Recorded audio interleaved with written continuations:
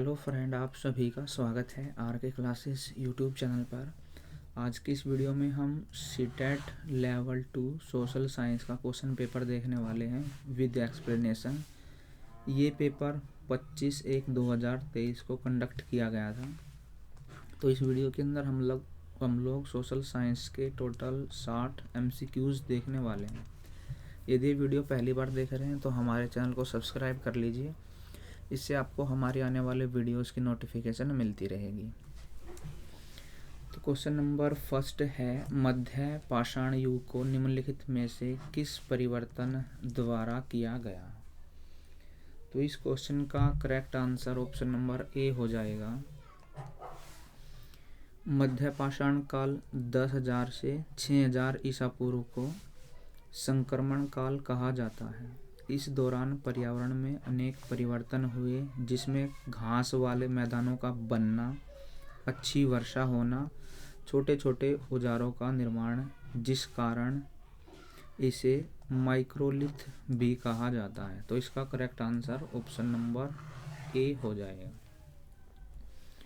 Second question है, आखेटक संग्राहकों द्वारा रहने के लिए एक विशेष स्थल का चयन करने हेतु यहाँ पे वैध आएगा। जो वैध कारण है उनमें से कौन सा कारण जो है हो सकता है। इसका करेक्ट आंसर भी ऑप्शन नंबर फर्स्ट रहेगा, अच्छी गुणवत्ता वाले पत्थरों की उपलब्धता। आखेटक संग्राहकों द्वारा रहने के लिए एक विशेष स्थल का चयन करने हेतु अच्छी गुणवत्ता वाले पत्थरों की उपलब्धता प्रमुख तत्व होगा, क्योंकि पाषाण काल में पाषाण रोपण के द्वारा ही आखेट संभव हो सकता था। मतलब पत्थरों के औजारों से ही जो आदि मानव था वो उस टाइम पर शिकार करता था। क्वेश्चन नंबर थर्ड है, निम्नलिखित में से किस बंदरगाह में, जिसका उल्लेख कविताओं में मिलता है, पूर्वी तट पर व्यापार के प्रमाण मिले हैं। तो इसका करेक्ट आंसर हो जाएगा ऑप्शन नंबर सेकंड, पुहार। पुहार तमिलनाडु में बंगाल की खाड़ी में स्थित एक पूर्वी तटीय बंदरगाह है, जहां से प्राचीन कालीन व्यापार वाणिज्य के साक्ष्य मिले हैं। यह चोल वंश की आरंभिक राजधानी थी। तो इसका आंसर ऑप्शन नंबर सेकंड। भारतीय उपमहाद्वीप में प्रारंभिक नगरों के संदर्भ में निम्नलिखित का मिलान कीजिए और उपयुक्त विकल्प का चयन कीजिए। तो देखिए यहाँ पर दिया गया है नगर दुर्ग, तो ये मिल जाएगा मोहनजोदड़ो से। तो यहाँ पर दो ऑप्शन तो हम देखते ही काट सकते हैं। इसके बाद देखिए अग्निकुंड के साक्ष्य में कहाँ से मिले हैं, ये मिले हैं कालीबंगा से। बी का हो जाएगा 3, बी का 3 एक में ही है। ऑप्शन नंबर फर्स्ट जो होगा इसका आंसर हो जाएगा। तो देखिए इनको इस तरह से इनका उचित मिलान होगा। नरक दुर्ग मिल जाएगा, नगर दुर्ग जो है वो मोहनजोदड़ो से, अग्निकुंड कालीबंगा से, भंडारगृह हड़प्पा और बंदरगाह मिल जाएगा लोथल से। इसके बाद है निम्नलिखित कथनों ए और आर को पढ़िए और उपयुक्त विकल्प का चयन कीजिए। अभिकथन ए है, महावीर और बुद्ध दोनों ने आध्यात्मिक ज्ञान प्राप्ति के लिए घरों के त्याग पर बल दिया। इसके बाद देखिए ये बात सही दी गई है। आगे देखते हैं कारण, उनका मानना था कि संघ में रहने के लिए अपने घरों का त्याग करने वाले ही सच्चे ज्ञान प्राप्त कर सकते हैं। ये भी बात भी बिल्कुल ठीक है। तो यहाँ पर दोनों के दोनों सही हैं, ए और आर दोनों ही सही हैं। आर जो है वो एक ही सही एक्सप्लेनेशन या व्याख्या करता है। बौद्ध धर्म के संस्थापक गौतम बुद्ध एवं जैन धर्म के स्वामी महावीर दोनों ने ज्ञान प्राप्ति के लिए गृह त्याग किया था। उनके अनुसार ये संघ के नियम के अनुसार सर्वोच्च ज्ञान प्राप्त करने के लिए सांसारिक मोह माया को त्यागना आवश्यक होता है।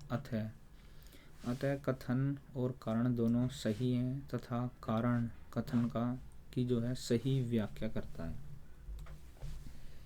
इसके बाद प्रश्न नंबर 6 है, यहाँ पर कथन आया है। कथन के संबंध में निम्नलिखित कथक ही है ये, कथक नृत्य जो होता है ना उसके संबंध में है ये। विचार करना है और उपयुक्त विकल्प का यहाँ पर चयन करना है।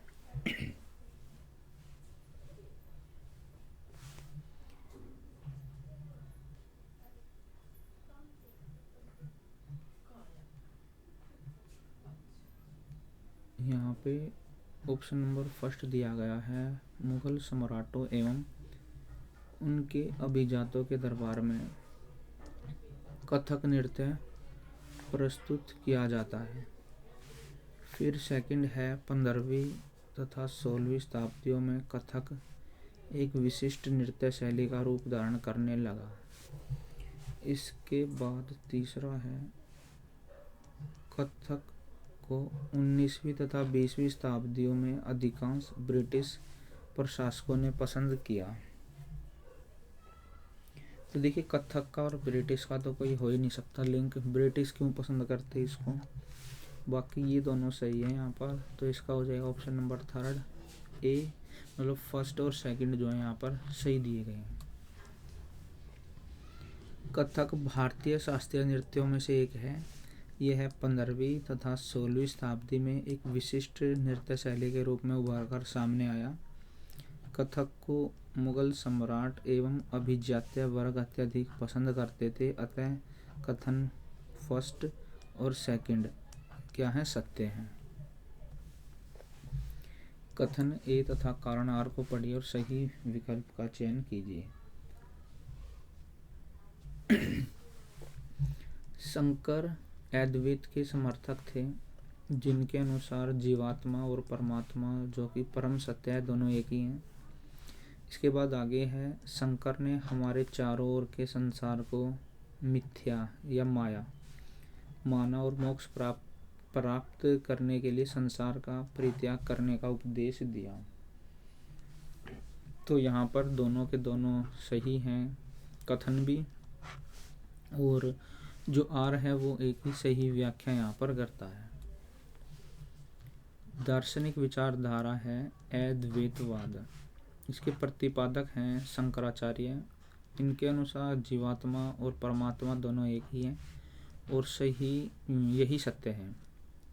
इन्होंने संसार को मिथ्या माना और मोक्ष प्राप्ति के लिए संसार का त्याग करना आवश्यक तत्व माना है। अतः ए और आर दोनों सही हैं, आर सही व्याख्या करता है एक ही। इसके बाद आगे है, निम्नलिखित में से किस व्यवस्था के अंतर्गत सिखों ने किसानों से उनकी उपज का 20% टैक्स के रूप में लेकर उनको बदले में संरक्षण प्रदान किया। तो ये व्यवस्था थी राखी व्यवस्था। ऑप्शन नंबर डी जो है इसका करेक्ट आंसर हो जाएगा। राखी व्यवस्था के तहत सिखों ने किसानों से उनकी उपज का 20% कर के रूप में लेकर बदले में उनको संरक्षण प्रदान करते थे। निम्नलिखित में से किस समाज सुधारक ने प्राचीन ग्रंथों का उपयोग यह सुझाव देने के लिए किया कि विधवाएं पुनर्विवाह कर सकती हैं? तो इसका हो जाएगा ऑप्शन नंबर डी, ईश्वर चंद विद्यासागर। समाज सुधारक ईश्वर चंद विद्यासागर ने प्राचीन ग्रंथों का संदर्भ देते हुए विधवा पुनर्विवाह के लिए सर्वप्रथम वकालत की थी। आगे चलकर लॉर्ड कैनिंग के समय विधवा पुनर्विवाह अधिनियम 1856 पारित किया गया, जिससे सती प्रथा जैसी कुप्रथाओं पर अंकुश लग गया। तो इसका ऑप्शन नंबर डी। 1820 के बाद के वर्षों में मुंबई प्रेसिडेंसी के कई विद्यालयों में क्यों कुछ जातियों के किशोर विद्यार्थियों को केवल कक्षा के बाहर बरामदे में बैठने और पाठों को सुनने की अनुमति दी गई थी? तो इसका आंसर हो जाएगा ऑप्शन नंबर बी। यहाँ पर मतलब एक बार पढ़ लेते हैं। देखिए क्योंकि फीस नहीं दी जाती थी, ये बात बिल्कुल गलत है, क्योंकि जब पाठ पढ़ाया जाता था अनावश्यक शोर भी कारण नहीं हो सकता। यह महसूस किया गया कि ये विद्यार्थी उसका सगुण, देखिए जो जातिवाद है वो इसका कारण है। जो नीची जाति के होते थे उनको और बच्चों के साथ पढ़ने की जो है आज़ादी नहीं थी, उनको अलग बिठाया जाता था। प्राचीन भारत में जाति प्रथा की कठोर छवि हमें देखने को मिलती है। इसी संदर्भ में 1820 के दशक में मुंबई प्रेसिडेंसी के कई विद्यालयों में शूद्र या अछूत समझे जाने वाली जाति के बच्चों को कक्षा के बाहर, मतलब कक्षा के अंदर जो है पढ़ने नहीं दिया जाता था। आगे चलकर अंबेडकर, पेरियार, गांधी जी जैसे समाज सेवियों के द्वारा जो अनटचेबिलिटी है, अस्पृश्यता, इसको समाप्त करने का प्रयास किया गया। आगे है बम्बई में 1840 में गठित परमहंस मंडली। इसका उद्देश्य बताना है कि इसका क्या उद्देश्य था। इसका उद्देश्य था अबोलिशन ऑफ कास्ट, जाति प्रथा का उन्मूलन। परमहंस मंडली 1849 में बम्बई में स्थापित एक गुप्त सामाजिक धार्मिक समूह था, जिसकी स्थापना दुर्गाराम मेहता जी, दादोबा पांडुरंग आदि ने किया था। इसको स्थापित, इसकी स्थापना इनके द्वारा की गई थी और इसका मुख्य उद्देश्य जाति प्रथा को अंत करना था। राष्ट्रवाद और कला के संदर्भ में निम्नलिखित को सुमेलित कीजिए और उपयुक्त विकल्प का चयन कीजिए। तो यहाँ पर देखिए एक तरफ दिया गया है कृष्णा संधान है, जातिगृह दाह है, मेरी माँ है, पूर्व के आदर्श हैं। तो कृष्ण संधान जो है ये मिलेगा राजा रवि वर्मा से, और जातिगृह दाह ये मिलेगा नंदलाल बोस से, और मेरी माँ ये मिलेगा रविंद्रनाथ टैगोर से, और पूर्व के आदर्श ये बच गया, ये मिल जाएगा ओकाकुरा काकुओ से। तो इसका ऑप्शन नंबर फर्स्ट हो जाएगा। यहाँ पर देखिए कृष्ण संधान राजा रवि वर्मा, जातिगृह दाह नंदलाल बोस, मेरी माँ अमिंदरनाथ टैगोर, पूर्व के आदेश ओकाकुरा काकुओ। आगे है विलय नीति का प्रयोग करके ईस्ट इंडिया कंपनी द्वारा अधिग्रहित किए गए भूभागों को सुमेल करना है, यहाँ पर मैच करना है। सतारा, संबलपुर, नागपुर, उदयपुर। ये नीति देखिए लॉर्ड डलहौजी ने चलाई थी। इसके तहत यदि कोई राज्य मतलब सही से काम नहीं कर रहा, ये आरोप लगा करके अंग्रेज जो है किसी भी राज्य को अपने में मिला लेते थे, या कोई राजा है उसकी संतान नहीं होती तो उसको भी जो अंग्रेज अपने में विलय कर लेते थे। तो देखिए जो सतारा है ये 1848 में मिला था, संबकपुर मिला था 50 में,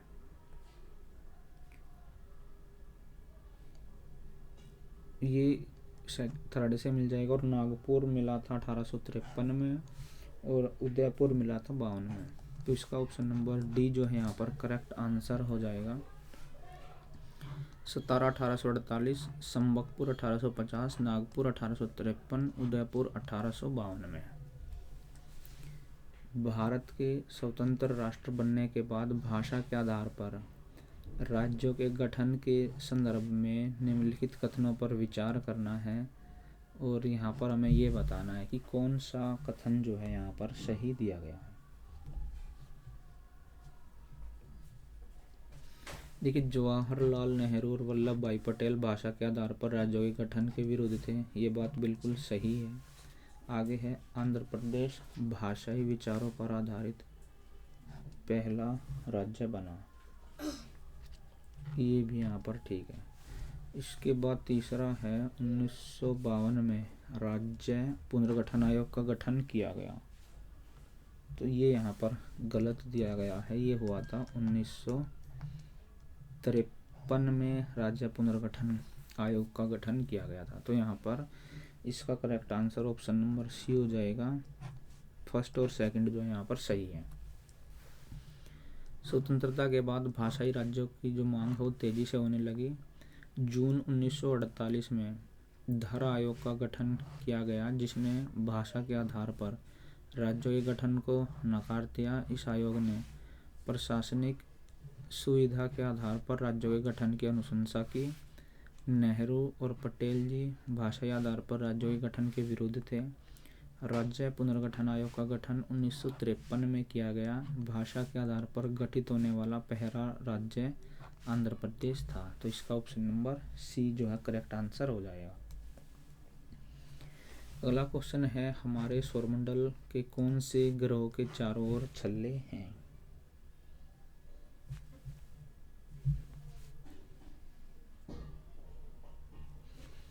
तो देखिए इसका करेक्ट आंसर जो है बृहस्पति, शनि, यूरेनस।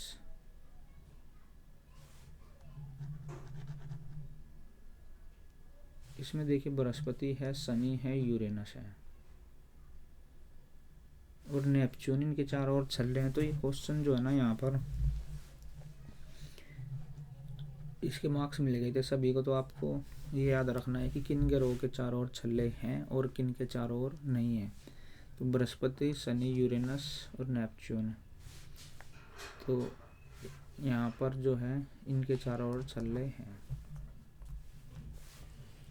इसके बाद आगे है अंतर्राष्ट्रीय तिथि रेखा बतानी कौन सी है।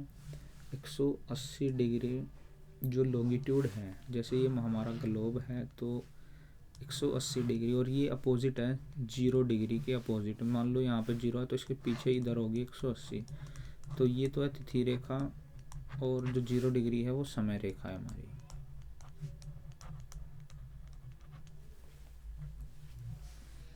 अंतर्राष्ट्रीय तिथि रेखा 180 देशांतर के साथ मेल खाती है। यह है प्रशांत महासागर के बीचों बीच नॉर्थ से साउथ में खींची गई है, उत्तर से दक्षिण की ओर। और ये एक इमेजिनरी लाइन है, एक काल्पनिक रेखा है।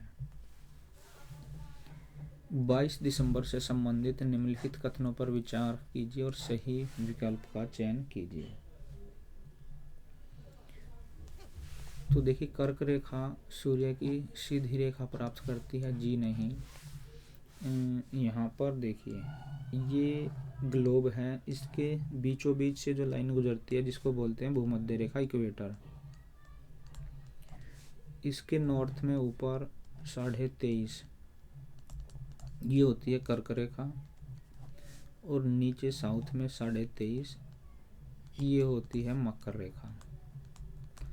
तो यहाँ पर देखिए ये मान लीजिए सन है हमारा, तो यहाँ पर तिरछी पड़ती है, जो सीधी पड़ती है वो इक्वेटर पर पड़ती है। आगे है सूर्य की किरणें कर्क रेखा पर लंबवत पड़ती हैं, ये बात भी यहाँ पर गलत हो जाएगी। आगे है दक्षिणी गोलार्ध के बहुत बड़े भाग में सूर्य की रोशनी प्राप्त होती है। और आगे है दक्षिणी गोलार्ध में ग्रीष्म ऋतु होती है।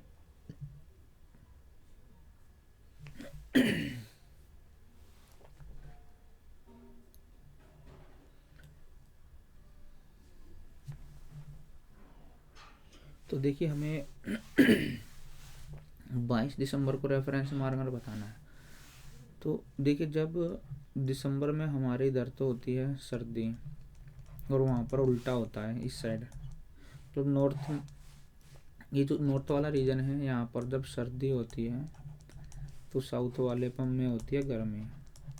तो देखिए दक्षिणी गोलार्ध में सूर्य की रोशनी ज़्यादा मिलती है, ये बात बिल्कुल सही है। और दक्षिणी गोलार्ध में ग्रीष्म ऋतु होती है, ये भी सही है। तो यहाँ पर यदि हम 22 दिसंबर की बात करते हैं तो श्योर डी सही है। तो इसका ऑप्शन नंबर डी हो जाएगा, ओनली सी एंड डी जो है करेक्ट है। इनको एक बार एक्सप्लेनेशन देख लेते हैं इसकी। सूर्य के उत्तरायण होने पर दक्षिण गोलार्ध में 22 दिसंबर का सबसे छोटा दिन और सबसे लंबी रात होती है, क्योंकि दक्षिणी गोलार्ध के बड़े भाग में सूर्य की रोशनी प्राप्त होती है। सूर्य दक्षिणायन में होने पर दक्षिणी गोलार्ध में ग्रीष्म ऋतु होती है।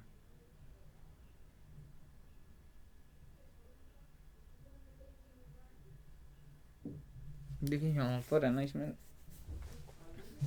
इसको आप ना भी देखो तब भी कोई दिक्कत नहीं है। बस आपको ये पता होना चाहिए जब हमारे यहाँ पर गर्मी होती है तो वहाँ पर सर्दी मतलब ये नॉर्थ एरिया है ऊपर और ये नीचे साउथ है, तो उल्टा चलता है यहाँ पर।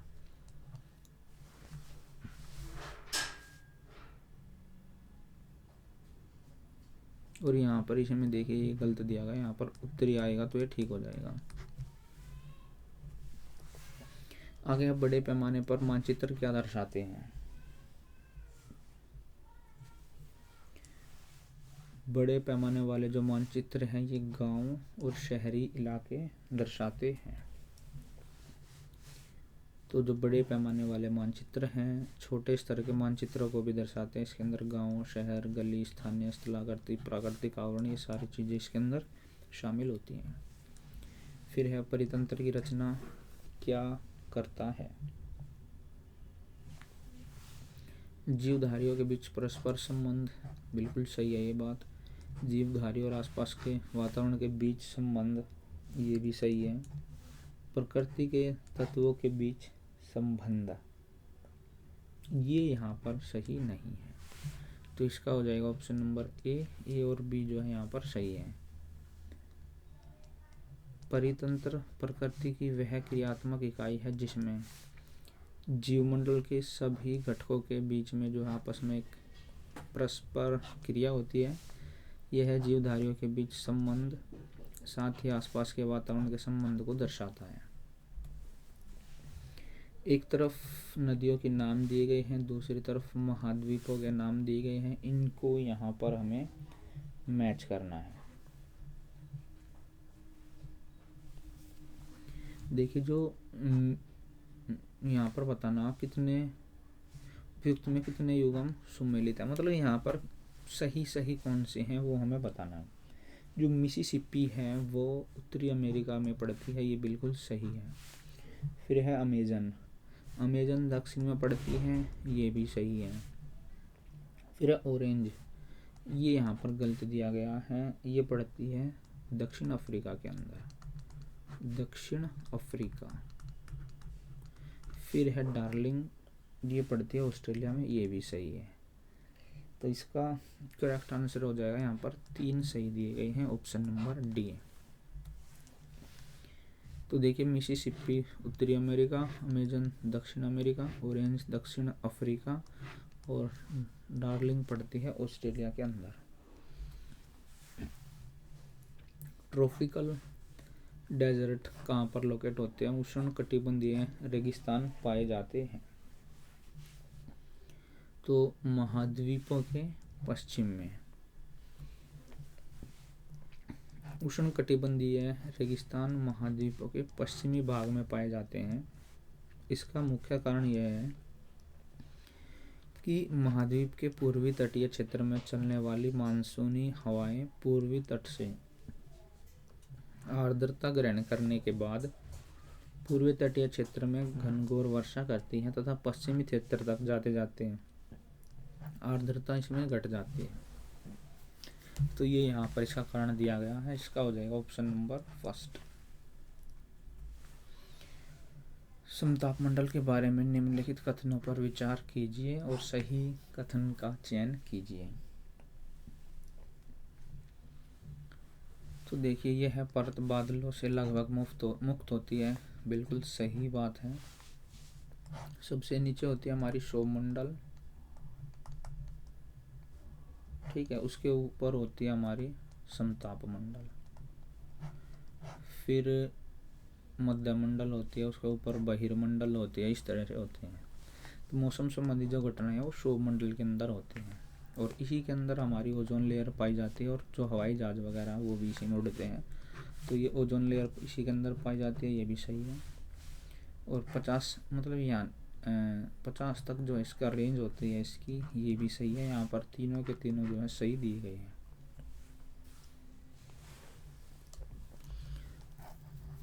तो इसकी एक्सप्लेनेशन एक बार पढ़ लेते हैं हम लोग। सौरमंडल के बाद दूसरा मंडल समतापमंडल होता है जिसकी ऊंचाई 50 किलोमीटर तक होती है। इस मंडल में मानसून गतिविधियां नहीं होती। यह मंडल बादलों के गरज और विद्युत तड़ित से मुक्त होता है। ओजोन गैस इसी परत में पाई जाती है। उच्च ज्वार के बारे में दिए गए निम्न कथनों को पढ़िए तथा पहचान कीजिए कौन सा कथन सही है। तो यहाँ पर देखिए इसका ऑप्शन नंबर फर्स्ट सही है। जो उच्च ज्वार है वो नेविगेशन में हेल्प करता है, नौ संचालन में जो है सहायक होती है। अमावस्या और पूर्णिमा के दिन सूर्य, चंद्रमा और पृथ्वी तीनों एक सीध में होते हैं, जिसके प्रभाव के कारण ज्वार की ऊंचाई सामान्यतः 20% ज़्यादा होती है। इसको क्या कहते हैं? वृहद या उच्च ज्वार कहते हैं। यह नौ संचालन में सहायक होती है। उच्च ज्वार मछली पकड़ने में भी सहायक होता है। तो उच्च ज्वार किसको बोलते हैं हम? ये आता है अमावस्या और पूर्णिमा के दिन, जब सूर्य, पृथ्वी, चंद्रमा तीनों एक सीध में होते हैं। नदी का मुहाना क्या होता है? मतलब रिवर का माउथ क्या होता है? तो ये हो जाएगा वह स्थान जहाँ कोई नदी किसी अन्य जलराशि में मिलती है। ऑप्शन नंबर सी यहाँ पर इसका करेक्ट आंसर रहेगा। तो वह स्थान जहाँ कोई नदी किसी अन्य जलराशि से मिलती है, इसे नदी मुहाना कहते हैं। विश्व में कौन सा देश कोयले का अग्रणी उत्पादक है? कोयला सबसे ज़्यादा चाइना जो है वो प्रोड्यूस करता है। चीन मुख्य कोयला उत्पादक देश है। कोयला उत्पादन में जो देश है उनका घटता क्रम देखिए, पहले नंबर पर चाइना, दूसरे पर अमेरिका, भारत तीसरे पर है, चौथे पर है ऑस्ट्रेलिया। विकास एवं उपयोग के आधार पर संसाधनों को निम्नलिखित में वर्गीकृत किया जा सकता है। तो विकास और उपयोग के आधार पर इसका हो जाएगा ऑप्शन नंबर बी, वास्तविक संसाधन और संभावित संसाधन। उपयोग के आधार पर तो संभावित है या नहीं है, और ये है वास्तविक। देखिए तो इसका हो जाएगा ऑप्शन नंबर बी। आगे है ऐसी कृषि जिसमें पशुचारक अपने पशुओं के साथ चारे और पानी के लिए एक जगह से दूसरी जगह पर घूमते हैं। ये काफ़ी इजी क्वेश्चन है, आप सभी को इसका पता भी होगा। इसको बोलते हैं हम लोग नोमैडिक हर्डिंग, चलवासी पशुचारण। Option number C. ऐसी कृषि जिसमें पशुपालक अपने पशुओं के साथ चारे और पानी के लिए, इसीलिए यहाँ पर पशुचारण आया है, एक स्थान से दूसरे स्थान पर घूमते हैं, उसको कहते हैं चलवासी पशुचारण। और खेती के लिए घूमते तो फिर वो ये हो जाता है इसका स्थानांतरित कृषि। निम्नलिखित को भारत की विविधता का हिस्सा माना गया है। लोगों के विवाह करने के भिन्न भिन्न तरीके, सही बात है। झारखंड में लोग एक दूसरे का अभिवादन करने के लिए जोहर का उपयोग करते हैं, ये भी सही है। विभिन्न संस्कृतियों के लोग जीवन को प्रभावित करते हैं, बिल्कुल सही है। राष्ट्र के प्रति विविधता को दर्शाते हैं, ये भी सही है। तो इसका डी हो जाएगा। ए बी सी डी सारे यहाँ पर क्या है, सही है। विविधता से तात्पर्य कई प्रकार की क्रियाएं, संस्कृति, भाषा, रहन सहन, खान पान आदि समाहित हो जिसके अंदर, उसको कहते हैं हम लोग विविधता, डाइवर्सिटी। भारत विविधताओं का देश है जिसमें विवाह के भिन्न भिन्न तरीके, संस्कृति राष्ट्र का चिन्ह है। झारखंड के आदिवासी समूह द्वारा जोहर शब्द का आशीर्वाद के लिए प्रयोग करना जो है शामिल है, सारे के सारे। इसके बाद आगे हैं विशेष समुदाय, जैसे कि आदिवासियों का रूढ़िबद्ध करना इन लोगों के प्रति विरुद्ध भावना पैदा करता है। देखिए यदि हम लोग आदिवासियों को रूढ़िबद्ध करते हैं तो उससे क्या होगा? उससे देखिए सराहना तो बिल्कुल नहीं होगी। ऑप्शन नंबर ए तो आपको जहाँ भी दिखे आप काट सकते हैं। मान लीजिए किसी की आपके मतलब आपके अंदर किसी के प्रति रूढ़िबद्ध धारणा है तो उसकी सराहना तो हो ही नहीं सकती। वो एक ही बच गया है, तो ये आंसर हो जाएगा। पढ़ लेते हैं इनको। पक्षपाती राय बनाना, ये इसके लिए यहाँ पर सही है। भेदभाव करना और उपहास करना, ये सारे यहाँ पर विरुद्ध भावना जो है पैदा करते हैं।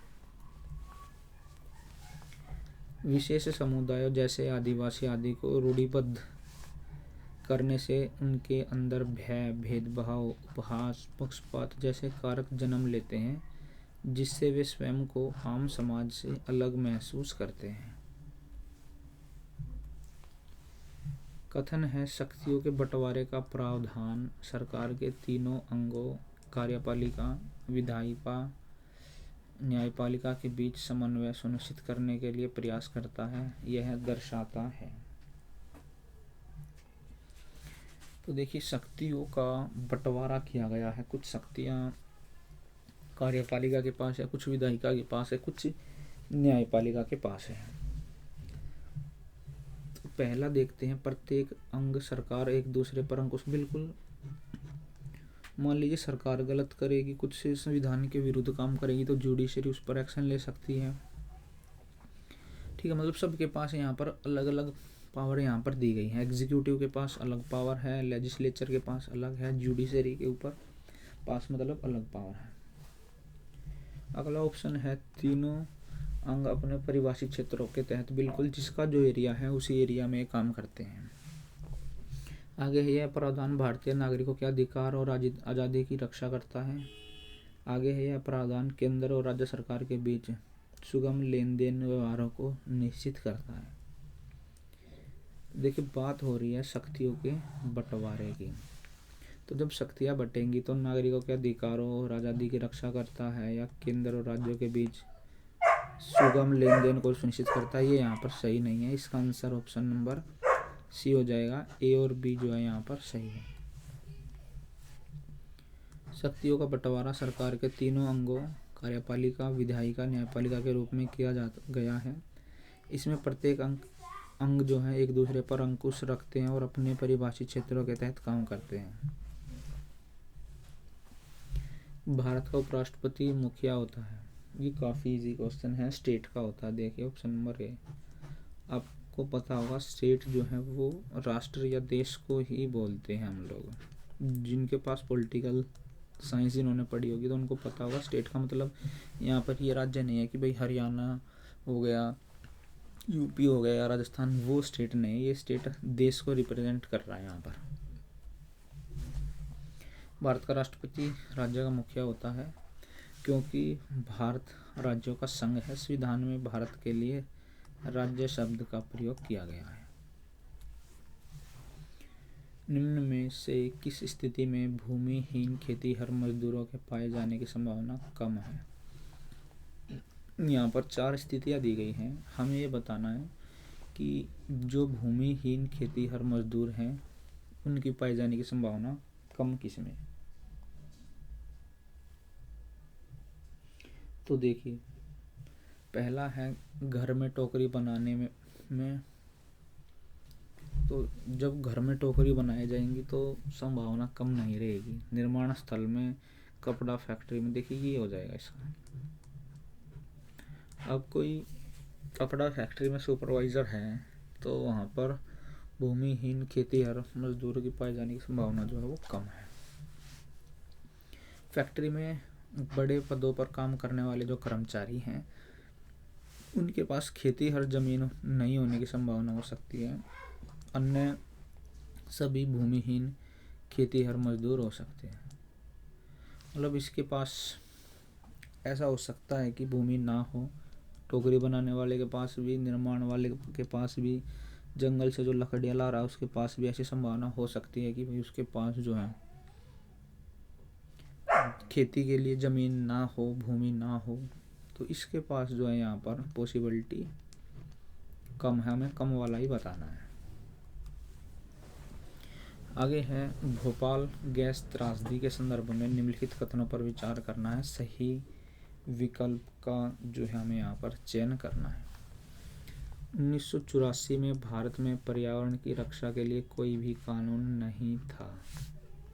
क्या ये कथन सही है? ये कथन यहाँ पर गलत दिया गया है। मतलब 1984 से पहले जो है कानून थे पर्यावरण के संबंध में। आगे है, सुप्रीम कोर्ट ने कहा कि जीवन का अधिकार संविधान के अनुच्छेद 21 के तहत एक मौलिक अधिकार है। और इसमें प्रदूषण मुक्त हवा और पानी का अधिकार शामिल है, ये यहाँ पर सही है। तो देखिए यहाँ पर ए जो है वो गलत है और बी सही है। ऑप्शन नंबर डी यहाँ पर इसका आंसर हो जाएगा। इसकी एक्सप्लेनेशन देखते हैं। भोपाल गैस त्रासदी 1984 में हुई थी। इससे पहले भारत में वन्य जीव संरक्षण और पर्यावरण से जुड़े कई कानून थे। मौलिक अधिकारों के संदर्भ में अनुच्छेद 21 के तहत प्रदूषण मुक्त हवा और पानी का अधिकार शामिल है। निम्नलिखित में से कौन सा या कौन से कार्यस्थल पर लैंगिक समानता का बोध करवाने में सहायक, मतलब लैंगिक समानता का बोध कहाँ पर होगा। शिशुपाल देखभाल केंद्र की स्थापना है, समान वेतन है महिला कर्मचारियों के लिए, काम के कम घंटे, ये तो हो नहीं सकता।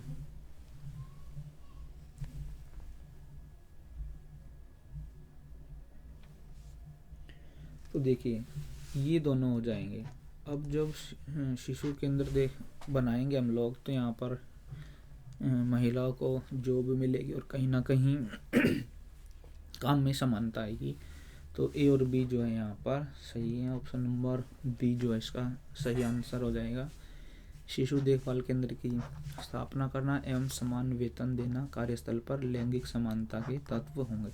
तो यहाँ पर शिशु देखभाल के अंदर ये नहीं है कि केवल फीमेल ही काम करेंगी, मेल भी रहेंगी। तो कहीं ना कहीं उनमें जो है मिलजुल कर वे काम करेंगे, तो समानता की जो भावना है उसको भी बढ़ावा मिलेगा।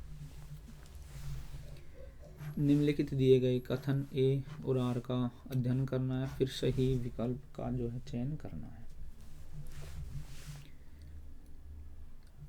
बहुत से कार्यस्थलों में पुरुषों की तुलना में महिलाओं को कम वेतन दिया जाता है। ये आज भी है, आप लोग फैक्ट्री वगैरह में देखेंगे, मान लीजिए पुरुष को 15,000 दिए जाते हैं तो महिलाओं को वहाँ पर 10-12 हज़ार में रखा जाता है। मतलब ऐसा छोटे सेक्टर में होता है। एमएनसी कंपनी वगैरह में तो ऐसा नहीं भी हो, तो छोटे लेवल की जो स्मॉल स्केल इंडस्ट्री है वहाँ पर आज भी होता है।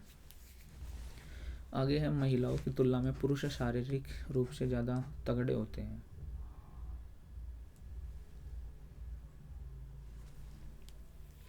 तो देखिए इसका ऑप्शन बी हो जाएगा। यहाँ पर ए और भी दोनों सही हैं और आर जो है की सही व्याख्या यहाँ पर करता है। बहुत से कार्यस्थल पर महिलाओं को पुरुषों की अपेक्षा कम वेतन मिलता है। महिलाओं की अपेक्षा पुरुष शारीरिक रूप से ज़्यादा मजबूत होते हैं। ए और आर जो है सही है और उसकी सही एक्सप्लेनेशन यही करता है।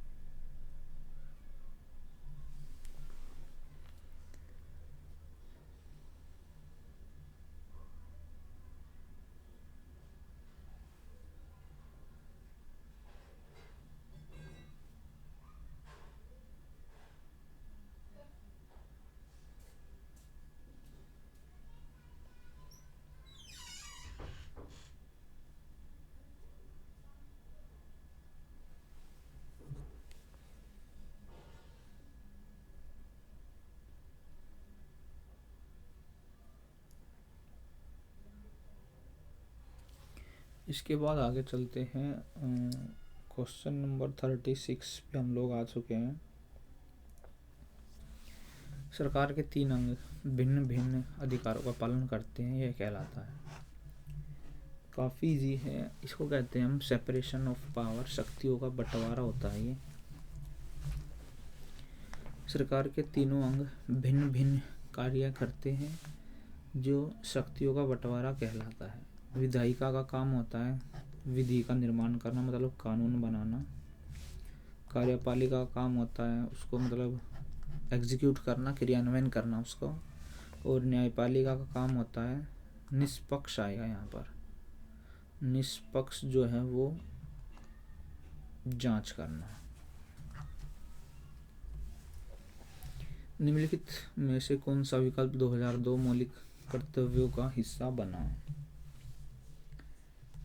तो देखिए इसका करेक्ट आंसर हो जाएगा ऑप्शन नंबर बी, माता पिता या अभिभावकों द्वारा 6 से 14 साल के बच्चों को शिक्षा के अवसर। ये देखिए ये 6 से 14 साल के बच्चों के लिए निःशुल्क और जो अनिवार्य शिक्षा का सरकार ने प्रावधान किया था, तो ये क्या है, माँ बाप के लिए कर्तव्य बना दिया गया है कि आपको अपने बच्चों को जरूर पढ़ाना है, आपका ये कर्तव्य है। 86वें संविधान संशोधन अधिनियम 2002 द्वारा माता पिता या अभिभावक द्वारा 6 वर्ष से 14 वर्ष के बच्चों को शिक्षा का अवसर प्रदान करने का प्रावधान किया गया है।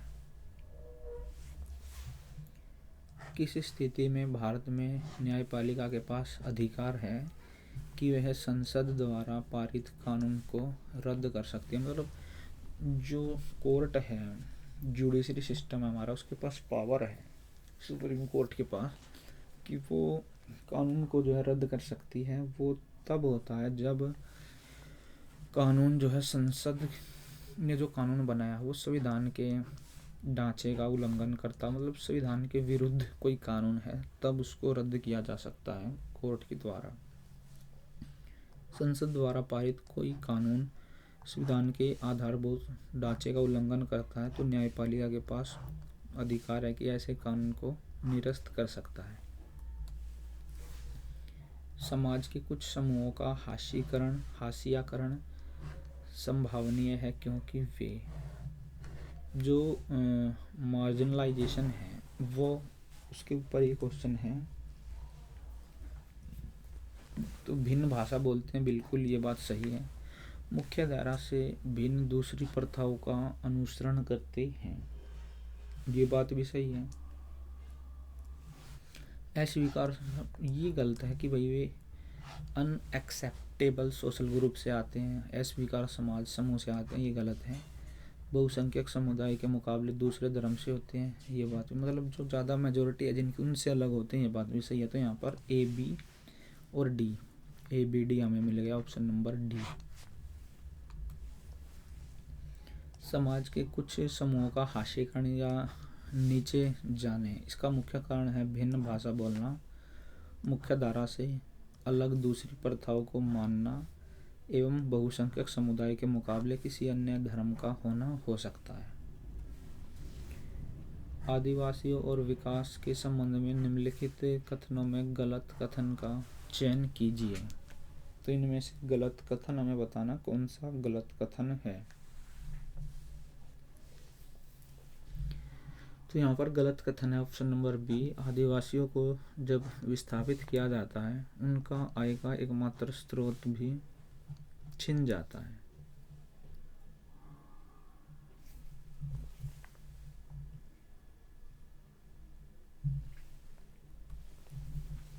तो आदिवासियों के विकास, यहाँ पर इनका विकास थोड़ी ना हो रहा है, इनका विकास के संदर्भ में हमें गलत कथन बताना है कि जब उनका विस्थापन होगा तो उनकी आय का जो स्रोत है वो छिन जाता है, ऐसा जरूरी थोड़ी ना हो सकता है। अब मान लीजिए सरकार इनको यहाँ से निकाल कर इनको पक्के मकानों में, सरकार इनको पक्के मकान दे रही है, कुछ और स्कीम इनके लिए ला रही है, तो ऐसा तो नहीं हो सकता कि उनका एकमात्र स्रोत वही है और वही खत्म हो जाएगा, ऐसा नहीं हो सकता। तो यहाँ पर 20 का आंसर हो जाएगा।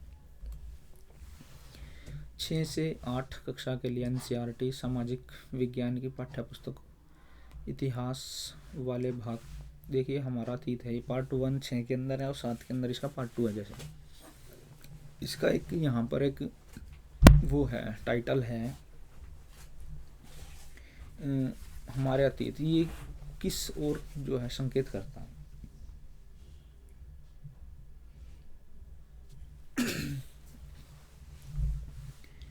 तो देखिए लोगों के भिन्न भिन्न समूहों के लिए अतीत भिन्न भिन्न था, ऑप्शन नंबर ए जो है इसका आंसर हो जाएगा।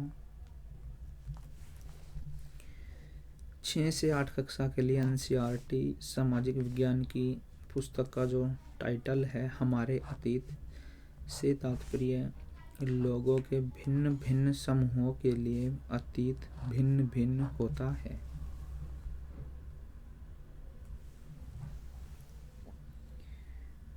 वैज्ञानिक शक्ति रिंगर के संदर्भ में सामाजिक विज्ञान के बारे में निम्नलिखित कथन है, उपयुक्त विकल्प का यहाँ पर हमें चयन करना है।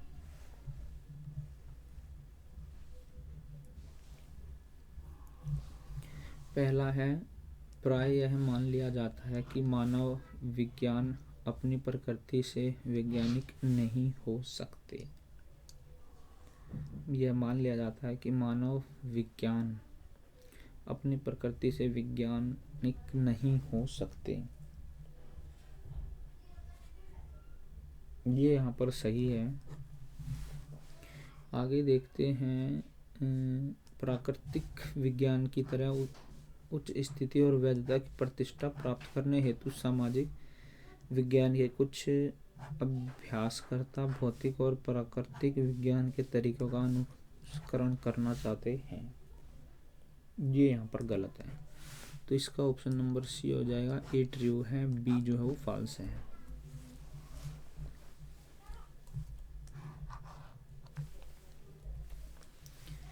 वैज्ञानिक शक्ति के संदर्भ में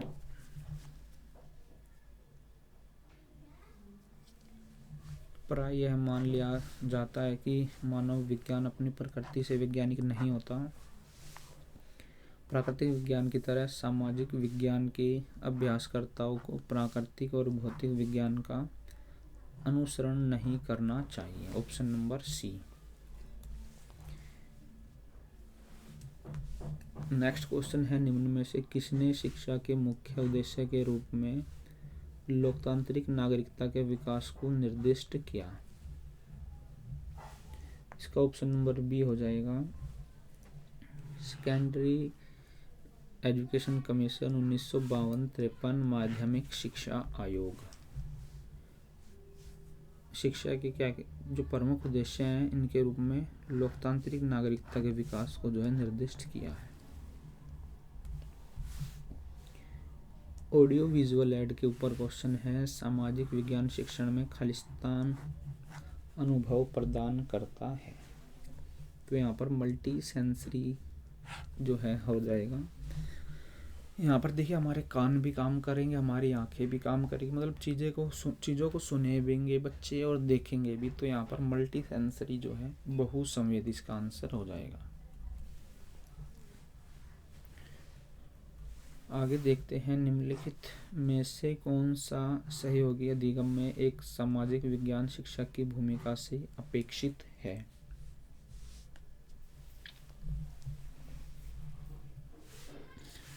मतलब एक सामाजिक विज्ञान का टीचर है, उससे क्या अपेक्षा की जा सकती है कि वो हर एक समूह की निगरानी करे और जहाँ पर बच्चों को गाइडेंस की ज़रूरत पड़े वहाँ पर उनको जो है उनका मार्गदर्शन करे। ऑप्शन नंबर सी जो है इसका करेक्ट आंसर हो जाएगा। सामाजिक विज्ञान के शिक्षक की प्रमुख भूमिका प्रत्येक समूह की निगरानी करना और जहाँ आवश्यक हो मार्गदर्शन करना होता है। 1999 में लोयरस कलेक्टिव ने देशव्यापी विचार विमर्श के बाद घरेलू हिंसा रोकथाम व सुरक्षा विधेयक के प्रारूपण का उत्तरदायित्व लिया। सामाजिक विज्ञान की कक्षा में इसे खालिस्तान के उदाहरण के रूप में उल्लेखित किया जा सकता है। तो इसका ऑप्शन नंबर फर्स्ट हो जाएगा, जनसाधारण की कानून बनाने की प्रक्रिया में भूमिका। 1999 में लोयरस कलेक्टिव ने देशव्यापी विचार विमर्श के बाद जो घरेलू हिंसा विधेयक प्रस्तुत किया, जिसमें सामाजिक विज्ञान की कक्षा में जनसाधारण की कानून बनाने की प्रक्रिया में भूमिका के रूप में इसको देखा जा सकता है। नेक्स्ट क्वेश्चन है, यदि एक सामाजिक विज्ञान की शिक्षिका अपने विद्यार्थियों में सीखने व समझने की क्षमता विकसित करना चाहती है तो उसको किस बात पर जो है जोर देना चाहिए, मतलब उसको क्या काम करना चाहिए एक टीचर को? तो इसका हो जाएगा देखिए, सावधानी पूर्वक परीक्षण बिल्कुल सही बात है। विषय वस्तु को तेजी से पढ़ाना ये गलत है, जल्दी तेजी से पढ़ाना ये करना है ऐसा कुछ हो ही नहीं सकता। इससे तो जहाँ पर भी हम लोग काट सकते हैं, यहाँ पे ये भी कट जाएगा, बीच में ये भी कट जाएगा। अब 2 बच गए। देखिए इसमें आगे चलते हैं हम लोग। जिसका परीक्षण किया जा सके उस पर विचार करना, ये बात भी बिल्कुल सही है, उसके बारे में सोचना विचारना भी है। आगे है जो पढ़ाया गया है उस पर प्रश्न करना, ये बात भी सही है, इसका डी हो जाएगा। यदि सामाजिक विज्ञान की शिक्षिका शिक्षार्थियों को सीखने की यहाँ पर क्षमता है, मतलब बच्चों के अंदर सीखने की क्षमता विकसित करना चाहती है, तो उसे सावधानीपूर्वक परीक्षण जिसका परीक्षण किया गया है उस पर विचार करना और जो पढ़ाया है उसे संबंधित प्रश्न पूछना जो है यहाँ पर इसमें शामिल हो जाएंगे। सामाजिक विज्ञान में जो तर्कसंगत चिंतन को प्रोत्साहित करता है, क्रिटिकल थिंकिंग को इनमें से क्या चीज़ जो है प्रमोट करती है? पहला है, एक कक्षा वाद विवाद में सामाजिक समस्या पर बहस के लिए विद्यार्थी प्रमाण लाते हैं। सही बात है ये। इससे क्रिटिकल थिंकिंग डेवलप होगी बच्चे के अंदर, मतलब प्रमोट होगी ये चीज़ भी इससे। कक्षा में विद्यार्थियों के प्रश्न पूछने की संख्या पर रोक नहीं है, ये बात भी सही है। बच्चे कितने ही प्रश्न पूछे तब भी क्रिटिकल थिंकिंग उनके अंदर प्रमोट होगी। आगे है मुख्य, उन्हीं विद्यार्थियों को उत्तर देने के लिए प्रोत्साहित करना जो पीछे बेंचों पर बैठते हैं, ये गलत है। कोई भी हमें सभी बच्चों को प्रोत्साहित करना है, ये नहीं कि जो पीछे बैठते हैं केवल उन्हीं को प्रमोट करना। जहाँ पर सी है उसको काट दीजिए। देखिए ये कट गया, इसमें भी कट गया और इसमें भी कट गया। अब बचा क्या? ये बच गया, ये आंसर हो गया हमारा। कक्षा में विद्यार्थियों के बोलने का समय, शिक्षक के बोलने के समय, बच्चे को भी बराबर मौका देना है आपको बोलने का, तो यहाँ पर ए बी डी जो है वो सही हो जाएंगे।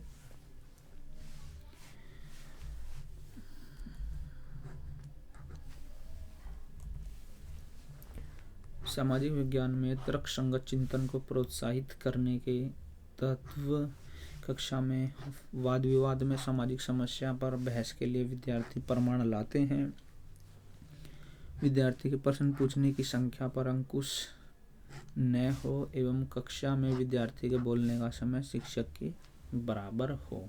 इनसे क्या होगा? क्रिटिकल थिंकिंग प्रमोट होगी। निम्नलिखित में से कौन से प्रश्न सामाजिक विज्ञान की कक्षा में आलोचनात्मक चिंतन कौशल को प्रोत्साहित करते हैं?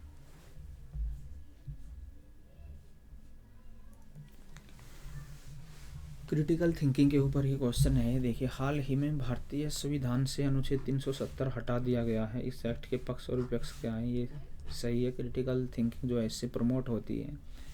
मकर रेखा से कर्क रेखा के बीच सूर्य की गति की व्याख्या करिए। ये नहीं है एक्सप्लेनेशन वाला, इसमें क्रिटिकल थिंकिंग जनरेट नहीं होगी। क्या आप सोचते हैं कि भारत में धर्म के संबंध में स्वतंत्रता का अधिकार सही है, नियोजित हो पाए? ये भी सही, ये हो जाएगा इसका। आ गया कितने देशों के साथ भारत सीमा साझा करते हैं? ये भी एक नहीं होगा। ये भी जो फैक्चुअल चीज़ें हैं वही यहाँ पर आएंगी। तो हमारा ए और सी आंसर रहेगा, ये ऑप्शन नंबर बी के अंदर है। हाल ही में भारतीय संविधान से अनुच्छेद 370 हटा दिया गया। एक एकल प्रश्न पर एवं आप क्या सोचते हैं कि भारत के में धर्म के संबंध में स्वतंत्रता का अधिकार सही प्रकार से नियोजित हो पाता है? ऐसे प्रश्न जो हैं ये बच्चे के अंदर क्रिटिकल थिंकिंग जो है उसको प्रमोट करते हैं। कॉलम 1 और कॉलम 2 है यहाँ पर। मैच द फॉलोइंग का क्वेश्चन है। नीचे मानचित्रों में प्रयोग होने वाली मापन प्रणाली के 2 यहाँ पर समुच्चय दिए गए हैं और प्रत्येक समुच्चय मतलब यहाँ पर 2 सेट दिए गए, एक सेट यहाँ पर है, एक सेट यहाँ पर है। इनमें विषम पहचानना, मतलब हमें जो सही से मैच नहीं है उसको यहाँ पर पहचानना है।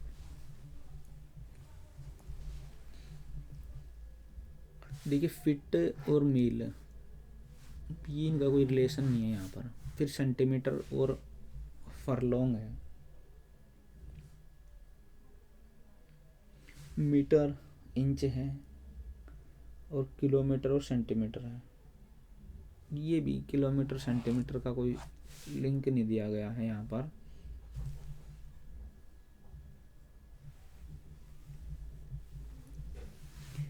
तो देखिए इसका ऑप्शन नंबर बी हो जाएगा।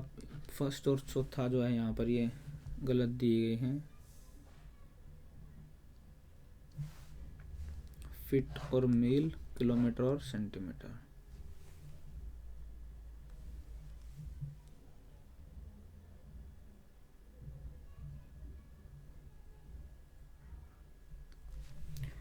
मानचित्र पर एक स्थान को ढूंढना संबंधित है खालिस्तान के कौशल से। अब मान लीजिए कोई चीज, मतलब कोई प्लेस है और वो आपको ढूंढना है मैप के अंदर।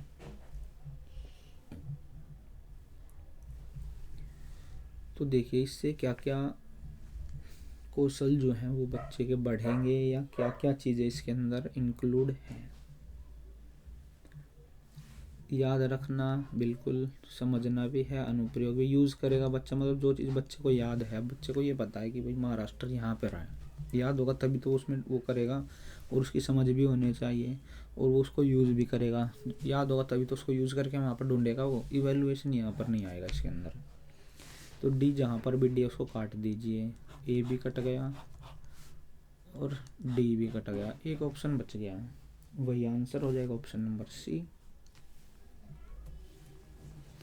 मानचित्र पर एक स्थान को ढूंढना याद रखने, समझने, अनुप्रयोग के कौशल से संबंधित है। सामाजिक विज्ञान के संबंध में दिए गए कथनों ए और आर को पढ़ना है। उपयुक्त विकल्प का यहाँ पर हमें चयन करना है। कथन ए है, भारत में सामाजिक विज्ञान पाठ्यक्रम का संगठन मुख्यतः विषय थीम पर आधारित है। ये सही है, मतलब जो हमारी थीम है उसी के ऊपर बेस है। कारण है इसका, कई सामाजिक विज्ञान की एक विषय के अंदर लाने पर विद्यालय के छात्रों को पढ़ने में कठिनाई होती है। मतलब कई सामाजिक विज्ञानों की एक विषय के अंदर जब हम लाते हैं तो बच्चों को पढ़ाने में दिक्कत होती है। ये बात भी सही है, यहाँ पर दोनों के दोनों जो है सही हो जाएंगे। भारत में सामाजिक विज्ञान पाठ्यक्रम का संगठन मुख्यतः विषय आधारित है। कई सामाजिक विज्ञानों की एक विषय के अंदर लाने पर विद्यालय के छात्रों को पढ़ने में कठिनाई होती है। तो यहाँ पर ए आर दोनों सही हैं। आर जो है वो ए की सही व्याख्या यहाँ पर करता है। अगला क्वेश्चन है, सामाजिक विज्ञान के बारे में कथन ए और आर को पढ़िए, उपयुक्त विकल्प का जो है यहाँ पर चयन करिए। अब कथन दिया गया है, दूसरे विषयों की तुलना में स्कूली पाठ्यक्रम में सामाजिक विज्ञान को कम महत्व दिया गया मिलता है। देखिए क्वेश्चन है, सामाजिक विज्ञान के बारे में कथन ए आर पढ़ना है और उपयुक्त विकल्प का जो है हमें यहाँ पर चयन करना है।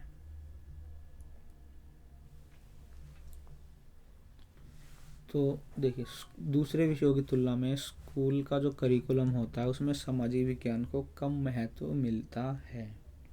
ये बात जो है सही है। यहाँ पर भारत में सामाजिक विज्ञान के शिक्षण के लिए योग्य शिक्षक नहीं है, ये बात गलत है कि भाई टीचर जो है वो योग्य नहीं है। तो यहाँ पर इसका ऑप्शन नंबर हो जाएगा सी। ए जो है वो तो बिल्कुल सही दिया गया, आर जो है वो यहाँ पर गलत है। दूसरे विषय की तुलना में स्कूल का जो करिकुलम होता है, जो पाठ्यक्रम होता है, उसमें सामाजिक विज्ञान को कम महत्व मिलता है। मतलब मैथ पर ज़्यादा जोर दिया जाता है, साइंस पर ज़्यादा जोर दिया जाता है, बाकी जो बच्चे उनके ऊपर कम फोकस करा जाता है। भारत में सामाजिक विज्ञान के शिक्षक क्या है, योग्य शिक्षक है, अयोग्य है ऐसा नहीं है। अतीत में मुद्रा के विभिन्न स्वरूपों को पढ़ाने हेतु निम्नलिखित में से किन्हें प्राथमिक स्रोतों की तरह प्रयोग में लाया जा सकता है। अब देखिए प्राइमरी सोर्स कौन से हैं। मान लीजिए हमें मुद्रा के विभिन्न रूप बताने, भाई पहले टका आया और ये अन्य आते थे पहले, मतलब इस तरह से जो है अब मान लो बताएंगे बच्चों को जो करेंसी है उसके बारे में। प्राइमरी सोर्स देखिए यहाँ पर क्या क्या प्राइमरी सोर्स जो है हो सकते हैं। कोइन हो सकते हैं और करेंसी नोट हो सकते हैं। एटीएम, क्रेडिट कार्ड ये प्राइमरी सोर्स नहीं हो सकते। तो सी यहाँ पर ये है, यहाँ पर सी डी है, ये भी कट जाएगा। ओनली ए भी नहीं होगा। ऑप्शन नंबर बी जो है इसका सही आंसर हो जाएगा सिक्का, या सिक्के बोल लो इसको। सिक्के और मुद्रा नोट्स को अतीत में मुद्रा शास्त्र के अध्ययन के लिए स्रोत के रूप में प्रयोग में लाया जा सकता है। करके सीखना सिद्धांत सबसे उपयुक्त है। प्रोजेक्ट मेथड इसका सही आंसर हो जाएगा। जो प्रिंसिपल है लर्निंग बाय डूइंग, ये बेस्ट सूटेड किसके लिए है? प्रोजेक्ट मेथड के लिए। यदि हम बच्चों को प्रोजेक्ट देते हैं तो बच्चे खुद से करेंगे और अपने आप ही चीज़ों को सीखेंगे। अगला क्वेश्चन है, भूगोल की कक्षा में ग्लोब के साथ प्रश्न पूछना खालिस्तान का भाग हो सकता है। मतलब बच्चों को ग्लोब दिखाकर प्रश्न पूछना जो है वो किसका हिस्सा हो सकता है? फॉर्मेटिव का बिल्कुल होगा, सबमिटिव का नहीं होगा, क्योंकि सबमिटिव तो लास्ट में लिया जाता है ना, जब सब कुछ हो जाता है। और ये इसमें कोई मतलब क्या नाम है, बच्चों में सुधार करने के लिए भी ये नहीं होता। हाँ, डायग्नोज के लिए हो जाएगा, क्योंकि बच्चे कहाँ पर बच्चों को प्रॉब्लम आ रही है, क्या चीज़ बच्चों को समझ में नहीं आ रही है, ये इससे टीचर को पता चल जाएगा। तो यहाँ पर देखिए आगे है दिगम का आकलन। ऑप्शन नंबर यहाँ पर डी जो है इसका डी भी नहीं होगा, तो इसका ए और सी सही है। यहाँ पर ए और सी हमारे ऑप्शन नंबर डी के अंदर है, तो डी हो जाएगा इसका करेक्ट आंसर। भूगोल की कक्षा में ग्लोब के साथ प्रश्न पूछना, रचनात्मक आकलन और नैदानिक आकलन जो है इसके अंदर ही आ जाएंगे, इसके पार्ट हैं। एक सामाजिक विज्ञान के शिक्षक द्वारा अभ्यास पुस्तिका जांचने की गतिविधि हिस्सा या भाग बनती है। तो ये फॉर्मेटिव का हो जाएगा और असेसमेंट भी हो जाएगा यहाँ पर। तो देखिए यहाँ पर सबमिटिव नहीं आएगा, ये आ जाएगा ऑप्शन फॉर्मल असेसमेंट। तो ए बी डी, जहाँ पर सी उसको तो आप लोग देख के ही काट सकते हैं, ये तो लास्ट में होता है। सामाजिक विज्ञान के शिक्षक द्वारा अभ्यास पुस्तिका जांचने की गतिविधि रचनात्मक आकलन, अधिगम आकलन और औपचारिक आकलन का ये पार्ट है। निर्देशात्मक प्रक्रिया के दौरान कौन सा आकलन किया जाता है? मतलब जब बच्चों को इंस्ट्रक्शनल प्रोसेस चली हुई है तब वहाँ पर कौन सा असेसमेंट जो है किया जाता है? तो तब होता है डायग्नोस्टिक असेसमेंट।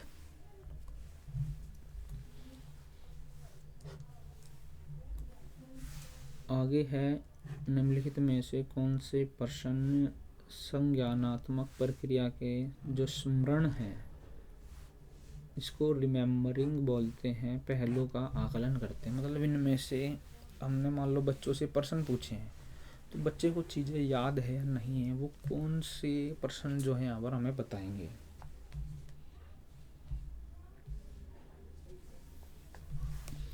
विश्व व्यापार संगठन की क्या भूमिका है? बच्चे को याद होगा तो बच्चा बता देगा। विभिन्न देशों के बीच न्याय संगत व्यापार को प्रोत्साहन करने के लिए क्या किया जा सकता है? अब ये तो बच्चे की एक कि हम लोग आइडिया ले रहे हैं बच्चे से, अभी क्या करा जा सकता है, इसमें रिमेम्बरिंग का कोई लॉजिक नहीं है। हरित क्रांति ने भारत को अनाज के मामले में आत्मनिर्भर बना दिया, समझाइए। ये भी नहीं है, इसमें बच्चा अपने खुद की राय भी दे सकता है ना। फिर देखिए सेटलमेंट क्या है, ये हो जाएगा, तो इसमें डी हो जाएगा। ये और डी जो है यहाँ पर सही है। विश्व व्यापार संगठन की भूमिका पर प्रश्न और बंदोबस्त पर प्रश्न संज्ञानात्मक प्रक्रिया के जो स्मरण पहलू है उसका आकलन करने से संबंधित है। निम्नलिखित प्रश्नों में से कौन से प्रश्न सामाजिक विज्ञान में मूल्यांकन के कौशल को आंकते हैं? मतलब बच्चे के अंदर मतलब किससे हम जो है इवैल्यूएशन कर सकते हैं बच्चे का। पहला है महात्मा गांधी राष्ट्रीय ग्रामीण जो मनरेगा होती है उसके क्रियान्वयन का वर्णन करिए। यदि हम बच्चे से ये प्रश्न पूछते हैं तो क्या ये इवैल्यूएशन है बच्चे का? नहीं। आगे है, क्या आप समझते हैं कि महात्मा गांधी राष्ट्रीय ग्रामीण रोजगार गारंटी अधिनियम के माध्यम से जीवन का अधिकार सुनिश्चित है? ये यहाँ पर सही है।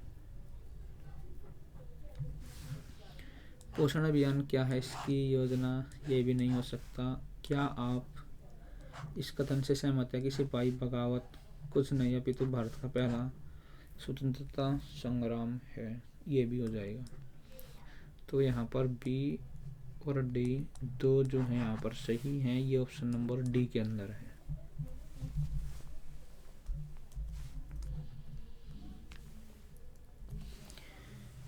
महात्मा गांधी राष्ट्रीय ग्रामीण रोजगार गारंटी योजना जिसको हम बोलते हैं मनरेगा और स्वतंत्रता संग्राम के संदर्भ में सिपाही बगावत पर प्रश्न करना सामाजिक विज्ञान में ये मूल्यांकन कौशल को जो है आंकते हैं। तो देखिए इस वीडियो के अंदर हमने सीटेट लेवल 2 जिसको टीजीटी बोलते हैं सोशल साइंस के क्वेश्चन करे हैं। हमने 25/1/2023 का जो पेपर है वो विद एक्सप्लेनेशन यहाँ पर सोल्व किया है। उम्मीद करते हैं आपको ये वीडियो पसंद आई होगी। यदि वीडियो आपको पसंद आई हो तो इसको लाइक करें, शेयर करें और कमेंट बॉक्स के अंदर अपने कमेंट ज़रूर डालिएगा।